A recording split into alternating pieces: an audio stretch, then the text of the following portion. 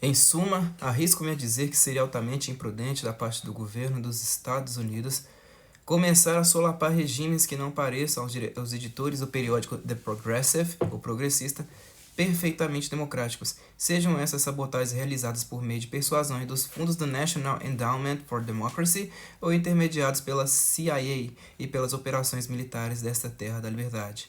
Chegou às minhas mãos recentemente um documento do Departamento do Exército e do Departamento de Força Aérea intitulado Military Operation Low Intensity Conflict, Operações Militares em Conflito de Baixa Intensidade. Até mesmo a versão modificada desse relatório discute medidas tais como a equalização das rendas em nações anfitriãs ou países do terceiro mundo, como instrumento de auxílio para insurgências ou contra-insurgências, e toca em medidas econômicas e políticas que as forças norte-americanas de intervenção nesses países poderiam implementar. Suspeito que por trás desses projetos militares encontra-se o impulso de democratizar as ordens sociais antiquadas no terceiro mundo, se necessário pela força. Essa é a ideologia do democratismo defendida, por exemplo, pelo Conselho Internacional de Segurança, um grupo informal composto principalmente por veteranos da Guerra Fria. Frases breves terão de bastar aqui para sugerir às nações demasiado beligerantes desse conselho. O ideal artificial de não envolvimento não deve ser a referência de julgamento do perfil da política dos Estados Unidos. Isso se aplica em particular a uma política que promova diretamente os valores e as práticas da democracia. Assim escreve os publicistas do tal Conselho Internacional de Segurança. Que obsequiosa asneira! Um exército norte-americano politizado operando no exterior, em pouco tempo seria tão popular quanto for o Exército Vermelho. Uma democracia abstrata, imposta ou induzida, lançada sobre povos despreparados, primeiramente produziria a anarquia e depois, como em quase toda a África emergente, ao longo das últimas 4 décadas, o governo de um ditador e um regime de força.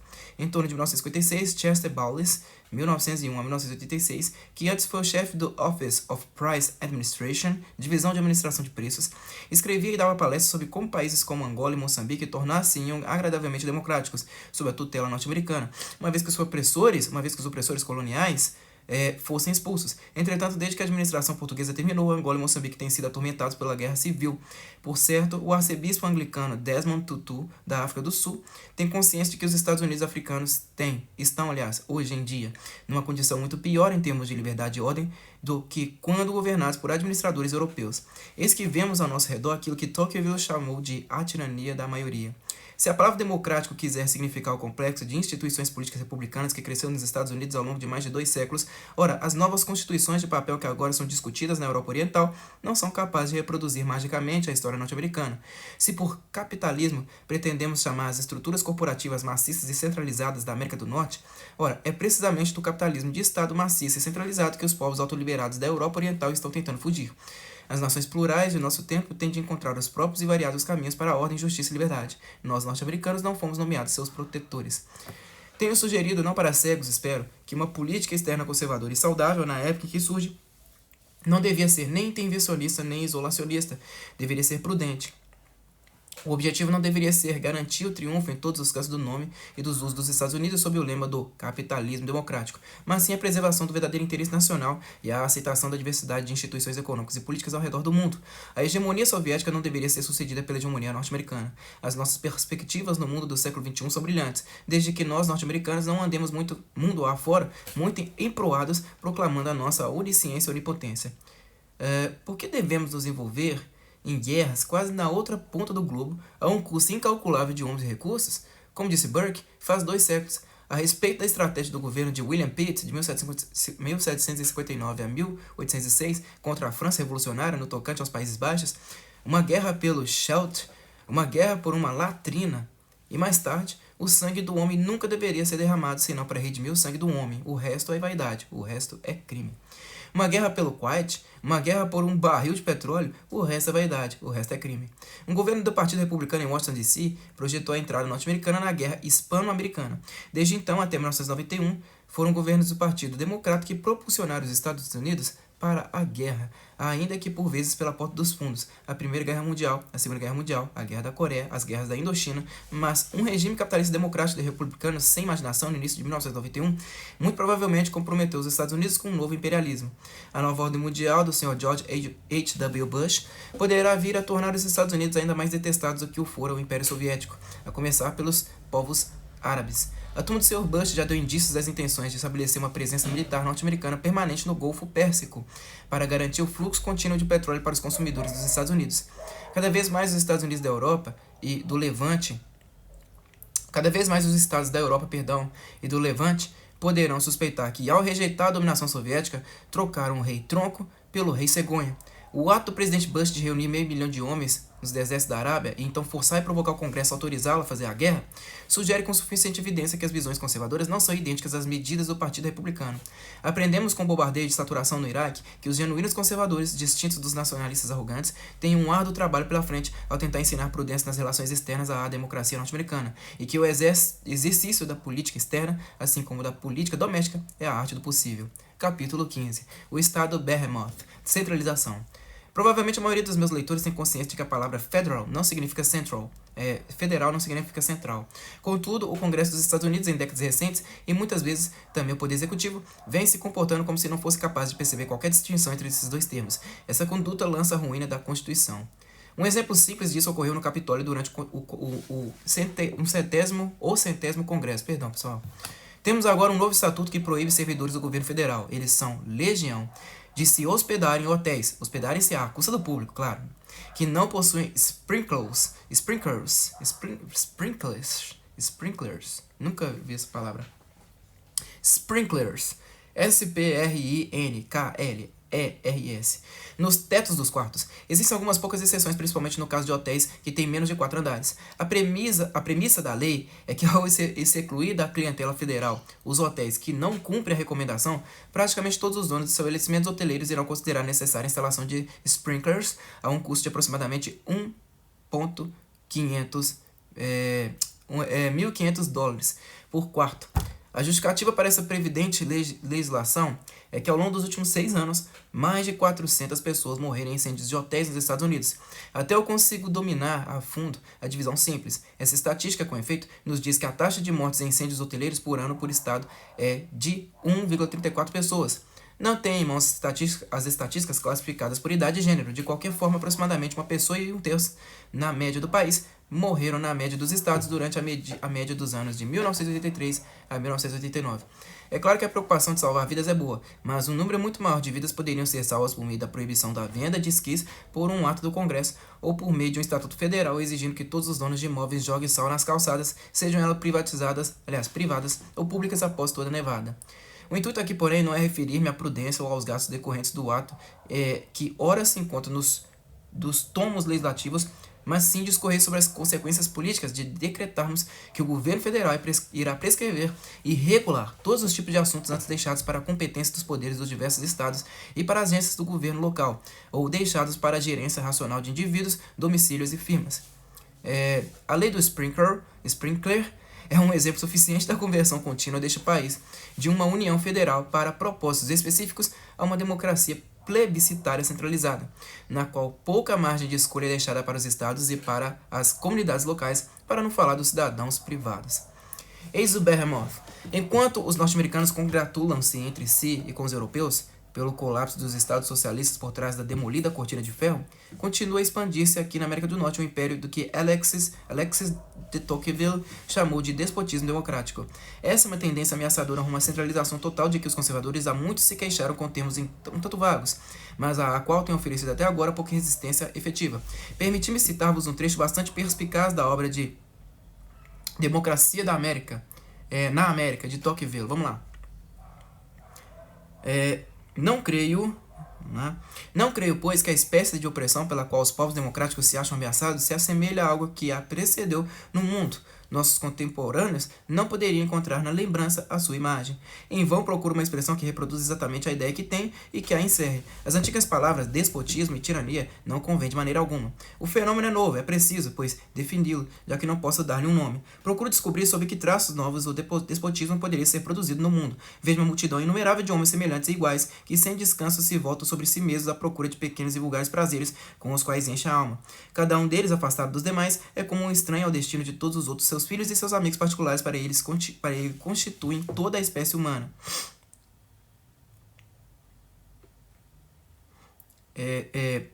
Cada um deles, afastado dos demais, é como um estranho ao destino de todos os outros. Seus filhos e seus amigos particulares, para ele constituem toda a espécie humana.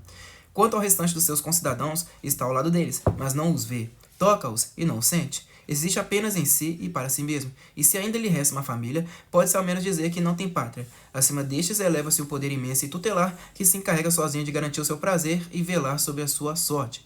É absoluto, minucioso, regular, previdente e brando.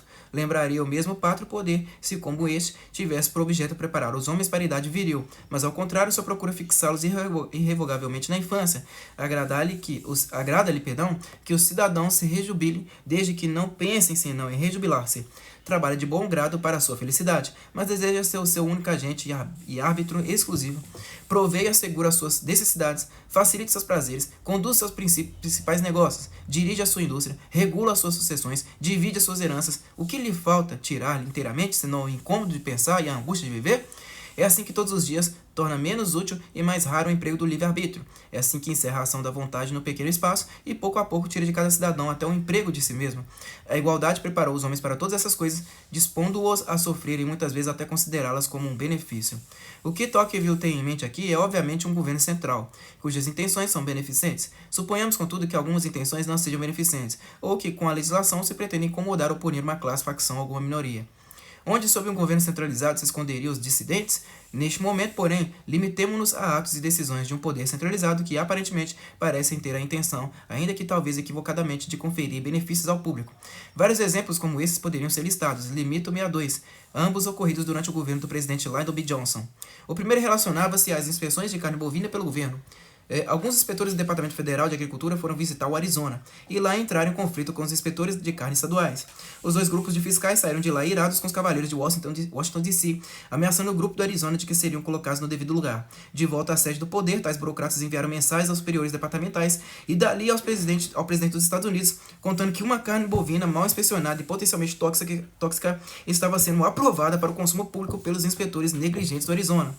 Ao tomar ciência desse segredo mortal, o presidente Johnson viu a oportunidade de tornar a nação norte-americana ciente de sua solicitude para com o bem-estar de todos. O grande pai branco revelou as iniquidades do Arizona a um povo amedrontado, gritando enfaticamente: livrem-se da carne podre, livrem-se da carne podre. Um congresso obsequioso muito rapidamente passou uma nova lei com relação à inspeção de toda a carne no país, estendendo bastante a jurisdição e as atividades do Departamento de Agricultura naquele ramo e sujeitando todas as repartições estaduais de inspeção de carne à jurisdição federal, quanto à consideração com o bem-estar do povo norte-americano de um canto ao outro do país. Outros que não eram empregados pelo governo federal investigaram o assunto, e o Wall Street Journal publicou com alguns detalhes um relato do que acontecera. Descobriu-se tardiamente que, na verdade, os padrões da inspeção de carne eram altos, não baixos, que de fato o governo do Arizona não aprovara carne podre alguma, e que toda essa confusão havia se originado por disputas de pouca monta entre inspetores federais e estaduais. Tal revelação deixou o presidente Johnson constrangido e irado, pois havia pressuposto que os inspetores de Washington D.C. eram honestos e não vingativos, mas não poderia de modo algum voltar à televisão para gritar dessa vez: tragam a carne podre de volta, tragam a carne podre de volta. Nem o Congresso se preocupou em revogar o estatuto tão recentemente aprovado e que tornaram os padrões estaduais da inspeção de carne totalmente subordinados às regulações federais. Desde então, as cortes federais decidiram que se um estado tem padrões mais altos que os federais, mesmo assim o estado é obrigado a admitir dentro de suas fronteiras carnes que atinjam apenas o padrão federal inferior. Um mundo louco, meus senhores. Perdoai-me, senhoras e senhores, se vos trago ainda outro exemplo dessa apropriação de poderes, não só das jurisdições estaduais, mas de vossos quartos de dormir. Mais ainda, de vossa própria cama e roupa de cama. Uma agência federal decidiu abruptamente que todos os novos colchões fabricados devem ser do tipo que contém molas internas, e não importando se os consumidores preferem um simples colchão de espuma ou mesmo um colchão ortopédico. Tal proclamação oficial, rapidamente sancionada, levou à falência vários pequenos produtores de colchões, mas foi lucrativa para os grandes fabricantes das marcas mais caras. Aparentemente, os lobistas das grandes corporações fabricantes de colchões trabalharam com eficiência nos corredores do Washington D.C. E quanto ao cidadão norte-americano, que poderia preferir um colchão mais simples e barato, ou uma pessoa como este vosso servo e autor, que possui várias e ancestrais camas antigas, nas quais não caberá nenhum colchão de molas internas, ora, diz o tio Sam a tais reacionários: fica confortável, seu desgraçado, e tenho certeza de que pagarás por isso.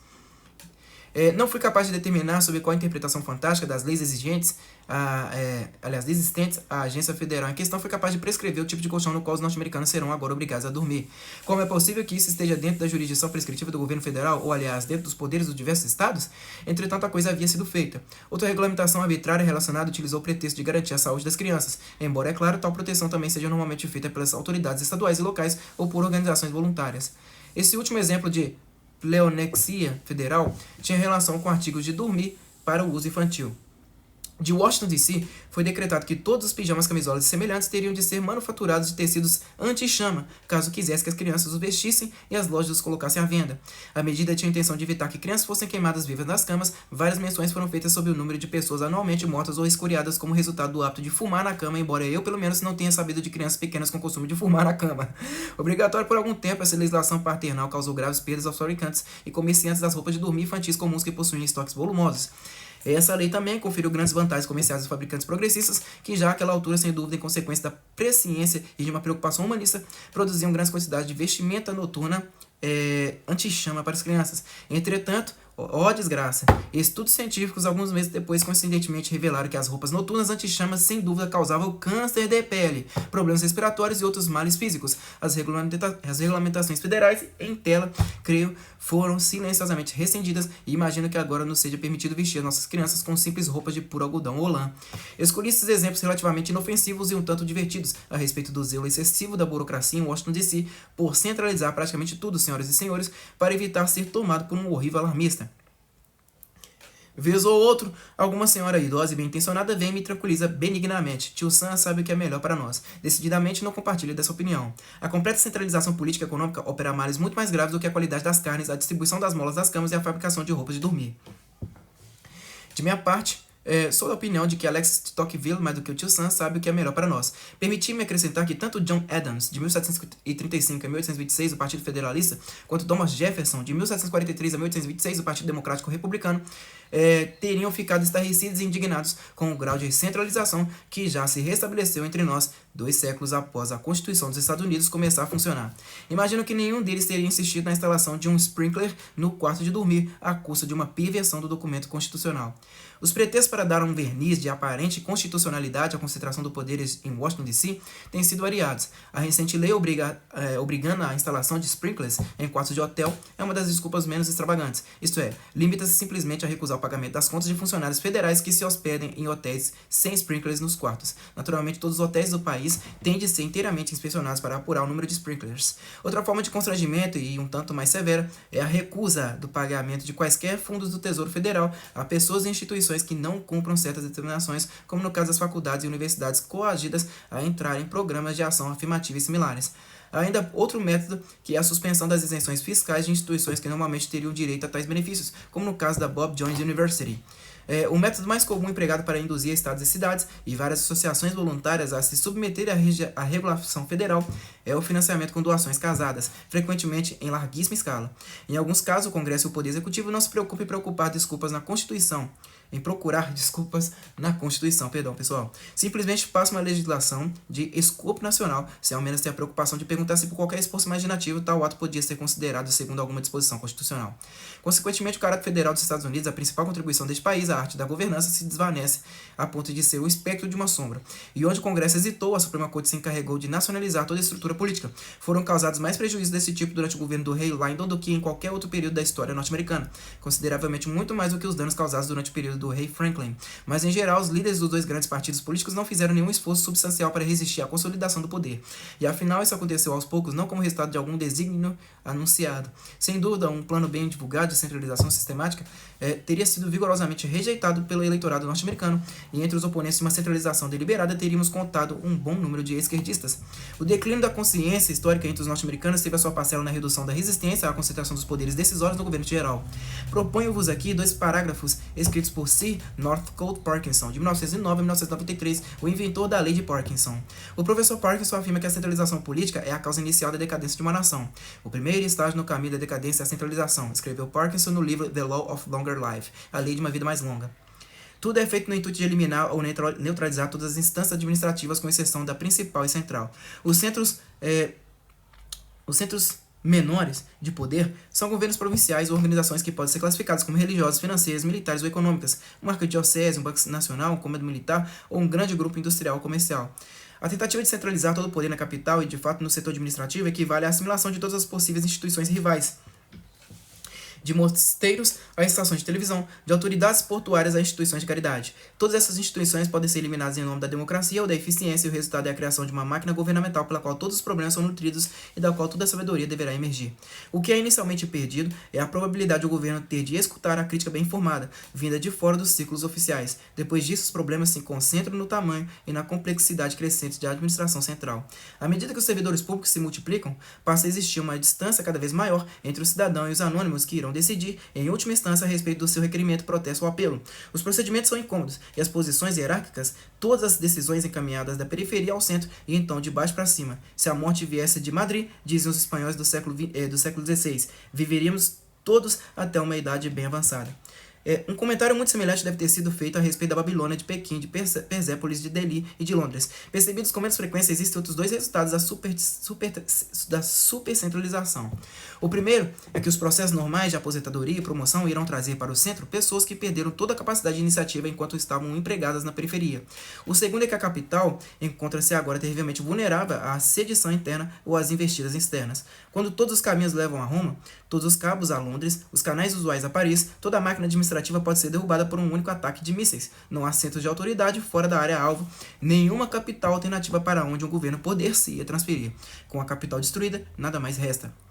Parkinson segue escrevendo o segundo estágio do declínio e da queda de grandes estados, a expansão tributária. Esse é outro assunto muito amplo, a que possivelmente poderia dedicar os meus míseros talentos em outra ocasião. Permiti-me proceder agora à minha peroração. O pior aspecto da concentração excessiva de poder, creio, é que no longo prazo tal centralização behemoth fracassa, e então toda a estrutura social desmorona como ocorre neste momento com o Império Soviético. Existem razões que explicam por que a superação da antiga ordem constitucional, caso completada, ocasionaria perigos seríssimos à ordem, justiça e liberdade norte-americanas. Mencionarei apenas 4 desses perigos. O primeiro é o problema da eficiência. O governo geral está projetado para se encarregar de certas responsabilidades razoavelmente bem definidas, mormente na condução das relações exteriores, na defesa do país e na gerência de empreendimentos demasiado extensos para serem administrados por qualquer estado simulado da União. O governo em Washington DC, porém, já se encontra desanimadoramente,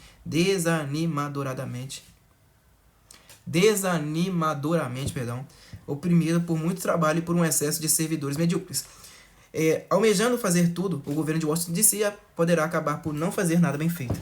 A segunda dificuldade é o problema dos graus de importância, à medida que os governadores provinciais de Graz ou Innsbruck INNSBRUCK se recusariam a confiar a Viena. São propostas dos Estados Unidos como se o governo de 250 milhões de pessoas fosse pouco mais difícil que a condução de uma reunião da Câmara Municipal, e igualmente democrático, desde que o presidente e o Congresso ainda sejam eleitos. Já ouvi norte-americanos, defensores de medidas de bem-estar social, por exemplo, propondo seriamente o exemplo da legislação social democrata da Dinamarca como um precedente para políticas públicas norte-americanas. Muito embora alguns condados dos Estados Unidos, para não falar dos estados, sejam maiores que a Dinamarca e outros condados tenham mais gente do que o total dos habitantes da Dinamarca. Apelos contra a administração imprudente ou injusta tornam-se imensamente difíceis quando são apenas as vozes débeis de indivíduos ou grupos locais em oposição ao prestígio e à influência dos administradores na capital. De fato, os próprios administradores, chefes, não têm nenhuma possibilidade de examinar essas queixas em profundidade. Uma administração com tal escala de detalhamento exigiria dos servidores públicos um tipo de sabedoria e bondade nunca vistas na história humana. Bem, apele ao seu representante no Congresso, dirá o centralizador, talvez ingenuamente. Os deputados, todavia, já não têm tempo suficiente para responder às cartas dos eleitores mais importantes, e muito menos para se comportar como uns tantos Dons Quixotes do Estado massificador. A terceira dificuldade que levanta aqui é o problema da liderança. O poder político centralizado funciona bem somente em nações acostumadas a acatar as medidas e opiniões de uma classe governante, isto é, em terras aristocráticas ou autocráticas. A centralização soviética teria falhado completamente e quase de imediato, não fosse pelos poderes há muito estabelecidos no antigo regime em Moscou e São Petersburgo. E tal corpo decisório de governadores e aristocratas deve possuir um grau elevado de autoconfiança e ter o hábito do comando. Deve estar acostumados a lidar com populações diferentes. Esses Estados Unidos acostumados com a democracia territorial não possuem nenhuma classe de líderes e administradores competentes para levar a cabo a direção consolidada que os centralizadores propõem. Não percebo uma classe de homens aqui competentes para governar com sabedoria esta imensa nação, uma vez que a democracia territorial e a estrutura federal, as duas principais escolas de liderança nacional, sejam desfeitas. Quarto, mesmo que dispuséssemos de uma classe de exímios administradores ingleses de alta estirpe, não sei como poderíamos esperar que o mais capaz dos estatistas fosse dirigir de maneira paternal e com justiça os interesses dessa nação, uma vez que a vontade local e a autossuficiência tenham sido seriamente enfraquecidas. Um homem só tem 24 horas no dia e consegue ler apenas um número limitado de documentos. Tal centralização vai contra o próprio objetivo, tanto no tocante às pessoas quanto aos departamentos. O trabalho exaustivo da presidência, ao qual os centralizadores acrescentariam numerosas novas responsabilidades, pode ilustrar suficientemente o que pretendo dizer. Destruir a democracia territorial e o sistema federativo nos Estados Unidos é bastante possível, bem como deixá-los atrofiar. Mais difícil é oferecer um esquema alternativo satisfatório para a política. Uma vez que o princípio da vontade, com o sentido de participação e decisão local desapareça da vida norte-americana, o cidadão torna-se-ão provavelmente um povo ingovernável. Numa escala maior e mais catastrófica, poderíamos contemplar novamente a resistência à autoridade e o recurso à violência que foram provocados pela 18ª emenda da Constituição dos Estados Unidos e pela Lei Volstead. Ambas foram adotadas democraticamente, entre aspas, né? Mas de algum modo a democracia positiva nacional não é a mesma coisa que o uso consagrado de nossa democracia territorial. De fato, vez ou outra, já vemos hoje grandes cidades norte-americanas em anarquia. Os anarquistas são aquelas pessoas brancas ou negras que se sentem excluídas da total participação na sociedade. O que aconteceria se a maioria viesse a se sentir excluída das decisões? Dentro de uns poucos anos, se não imediatamente, qualquer democracia guiada ou democracia plebiscitária encontraria evasão e hostilidade em todos os lugares, e dentre os resultados disso viria a diminuição da autoridade popular efetiva do governo geral. As forças e lealdades da vontade serão suplantadas pelas compulsões de um jacobinismo dos últimos dias ou de um diretório, e um grande Federal Bureau of Investigation FBI não seria capaz de fazer cumprir os decretos de tal regime, pois embora a vassoura nova sempre varra bem, uma coisa é a força de elite dos detetives federais auxiliando a polícia local. Outra é uma polícia secreta nacional permanente, e seria bem diferente, e possivelmente desagradável para alguns dos defensores progressistas da centralização. Diga-se de passagem que um efetivo de tropas federais em cada cidade poderia não ser suficiente para manter a tranquilidade pública. Entretanto, aparecem ainda sinais de vida na árvore do federalismo norte-americano, e os poderes de resistência e reação da democracia territorial não devem ser desprezados. É verdade, como notou Tocqueville, que os homens no poder geralmente sentem-se impelidos a aumentar o poder central, ao passo que os oponentes da centralização são estúpidos ou impotentes. Não obstante, o apego às doutrinas da divisão de autoridade dos poderes estaduais e locais permanece tão popular nos Estados Unidos que um plano inteligente para preservar o antigo sistema conseguia ser ouvido e teria alguma chance de ser implantado. Um Estado-nação enorme, unitário e unicompetente não pode tolerar a tradição política norte-americana e as tensões entre instituições sociais e inovações. Se o sistema federal está obsoleto, então devemos nos preparar para treinar os líderes de uma nova ordem e definir a natureza da soberania que para nós é recente. Se a democracia territorial merece sobreviver e se o sistema federal ainda tem alguma virtude, então a estrutura constitucional deve ter o funcionamento reforçado e auxiliado. No momento presente, a maioria dos norte-americanos qualificados para pensar sobre tais assuntos se recusa a tomar qualquer um dos caminhos. Estão dispostos a deixar as normas da política, moverem-se por si mesmas, o que não é natural. Esta é outra grande oportunidade para os conservadores. Esperamos que a geração emergente de conservadores tenha a coragem e a imaginação necessárias para impedir o triunfo dos centralizadores, pois tal triunfo seria seguido bem rapidamente pela decadência da República Norte-Americana.